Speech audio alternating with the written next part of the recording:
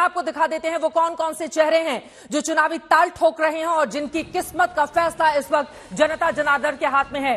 मुख्यमंत्री माणिक साहा टाउन बरदोवाली से चुनावी मैदान में है। कांग्रेस पार्टी के आशीष साहा उनके लिए बड़ी चुनौती पेश करने की कोशिश कर रहे हैं, जो कि लेफ्ट पार्टियों के साथ संयुक्त उम्मीदवार हैं। जबकि वहीं तीपरा मोथा से सुबोध देव, आपको बता दें तीपरा मोथा भी वहां पर चुनावी ताल ठोक रही है, लेकिन मुख्य मुकाबले में कांग्रेस और बीजेपी ही मानी जा रही है। चरीलम से देखिए जिष्णु देव वर्मा बीजेपी से, अशोक देव वर्मा कांग्रेस पार्टी से, सुबोध देव वर्मा ये तीपरा मोथा पार्टी से चुनावी मैदान में है और इसी वजह से मुकाबला यहां पर कांटे का माना जा रहा है, क्योंकि तीपरा मोथा के मैदान में उतर जाने से नई नवेली ये पार्टी है, लेकिन उसके बाद मुश्किलें यहां पर बढ़ाती हुई। मोहनपुर से रतनलाल लाट बीजेपी से चुनावी मैदान में है, प्रशांत सिंह चौधरी कांग्रेस पार्टी से चुनावी ताल ठोक रहे हैं। तापस दे तीपरा मोथा पार्टी से इस मुकाबले को त्रिकोणीय बनाने की कोशिशों में लगातार लगे हुए हैं। अब बात कर लेते हैं धनपुर की। धनपुर से देखिए प्रतिभा भौमिक हैं, बीजेपी के उम्मीदवार हैं, कौशिक चंदा सीपीआईएम के उम्मीदवार हैं, जबकि टीएमसी से डबील मियां धनपुर से चुनावी ताल ठोक रहे हैं। मुख्य मुकाबले में यही तीन चेहरे देखने को मिल रहे हैं। ये धनपुर की तस्वीरें आपको दिखा रहे हैं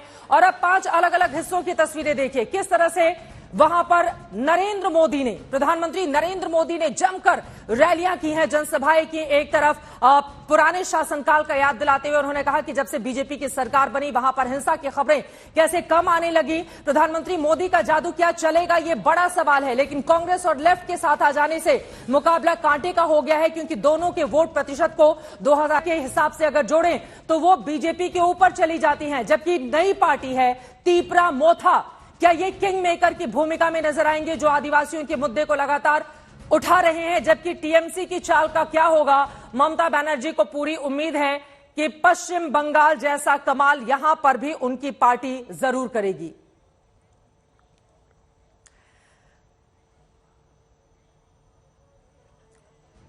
हमारे साथ अलग अलग हिस्सों से हमारे कई सहयोगी जुड़ चुके हैं, जिनका रुख करते हुए त्रिपुरा में अब की बार किसकी बनने जा रही है सरकार, और सबसे महत्वपूर्ण यह है कौन कौन से वो मुद्दे हैं जो इस बार जनता के जेहन में है।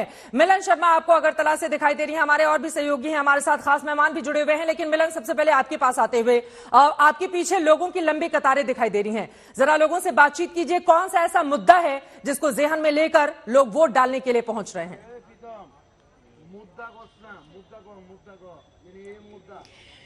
जी देखिए, जिस पोलिंग स्टेशन पर मैं खड़ी हूं वहीं पर डॉक्टर माणिक साहा ने सुबह अपना मतदान दिया था और वो बता रहे थे किस तरीके से वो एक आम नागरिक की तरह लाइन लगा के आए, लेकिन बहुत सारी सिक्योरिटी उस वक्त उनके साथ थी।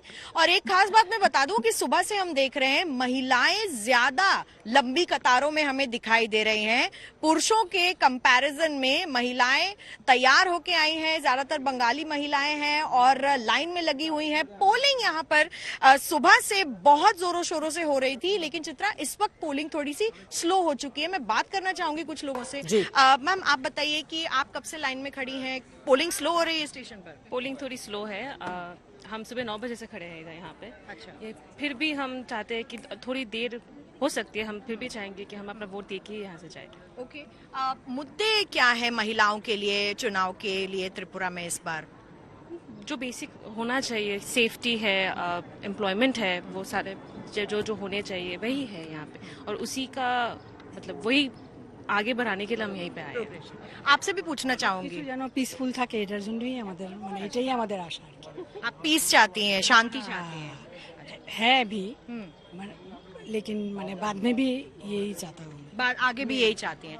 तो जितना लगातार हम लोगों से बात तो कर ही रहे हैं और ज्यादातर यही पता चल रहा है जिस तरीके से लेफ्ट का जो लंबा रूल यहाँ पर चला था त्रिपुरा में, उसके बाद जो भारतीय जनता पार्टी की सरकार का जो यहाँ पर शासन हुआ है, लोगों का कहना है कि एक जो शब्द है शांति बहुत ज्यादा यहाँ पर बोली जा रही है। जिस तरीके से यहाँ पर लोग रहना चाहते हैं, जिस तरीके का राजनीतिक हिंसा जो देखी जाती थी यहाँ पर, उससे ऊब कर क्या इस वक्त दोबारा ये भारतीय जनता पार्टी की तरफ जाएंगे, ये तो वक्त ही बताएगा, ये तो काउंटिंग डे के दिन पता चलेगा। लेकिन ज्यादातर जो हम महिलाओं से भी बात करते हैं, जिस तरीके की स्कीम्स सरकार लेकर आई है उस पर ज्यादा फोकस है महिलाओं का, जबकि पुरुषों का फोकस ज्यादा त्रिपुरा की अस्मिता पर है, जहां पर 70% जो पॉपुलेशन है, यहाँ की जो जनसंख्या है वो बंगाली लोगों की है। लेकिन यहाँ पर जो पले बड़े यहाँ पैदा हुए हैं, उन्होंने दोनों ये कार्यकाल देखे हैं, तो बीजेपी इस वक्त यहाँ पर पोल पोजीशन में दिखाई दी जाती है।